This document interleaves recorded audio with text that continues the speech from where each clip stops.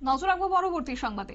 ক্যান্সারের উপর সচেতনতা এবং স্বাস্থ্য শিবিরের আয়োজন করা হয়েছে। রবিবারের সকালবেলাতে সেই শিবিরের আয়োজন এবং সেই সঙ্গে বহুজ্যোতি সামাজিক সংস্থা ও ইন্টারন্যাশনাল অনকোলজি ক্যান্সার ইনস্টিটিউট, বেসরকারি হাসপাতাল আইএলএস এবং Indian red cross society Tripura রাজ্য শাখার যৌথ উদ্যোগে আজকে ক্যান্সারের উপর সচেতনতামূলক বার্তা রেখে আজকে সেই স্বাস্থ্য শিবিরের আয়োজন করা হয়েছে। বিনামূল্যে স্বাস্থ্য শিবিরে অংশগ্রহণ করেছেন সাধারণ নাগরিকরা। কি রয়েছে বক্তব্য শুনুন।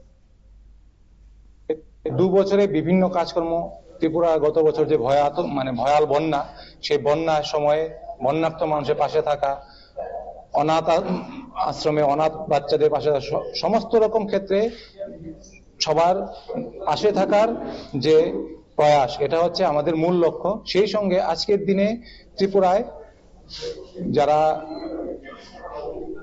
সমস্ত বর্গের মানুষ, তাদের কাছে স্বাস্থ্য পরিষেবা, তাদের যে মিনিমাম স্বাস্থ্য পরিষেবাটা পৌঁছে দেওয়ার জন্য আমরা আজকে এই Indian red cross society Tripura রাজ্য শাখার সঙ্গে যৌথ উদ্যোগে এই হেলথ ক্যাম্প বা স্বাস্থ্য শিবিরের আয়োজন করেছি। সেই সঙ্গে এখানে আমাদের যে অনকোলজি বা ক্যান্সার বিশেষজ্ঞ ডাক্তাররাও উপস্থিত আছেন এবং আইএলএস এর বিভিন্ন ডাক্তাররা, তারা বিভিন্ন বিষয়ে ওদেরকে অবহিত করবেন এবং বর্তমান সময়ে যে জীবন জীবিকার কি পরিবর্তন করলে যে ক্যান্সার যে মারণ ব্যাধি আমাদের সমাজে আমরা বিভিন্নখানে গেলে দেখতে পাই, এটি অনেকের মধ্যেই আমরা এই ক্যান্সারটা দেখতে পাই।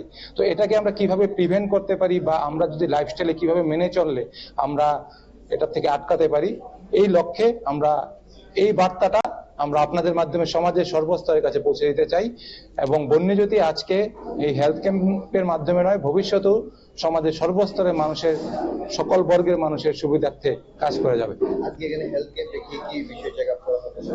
আজকের এই হেলথ ক্যাম্পে আমাদের নর্মাল যেগুলি আছে, জেনারেল মেডিসিন এর।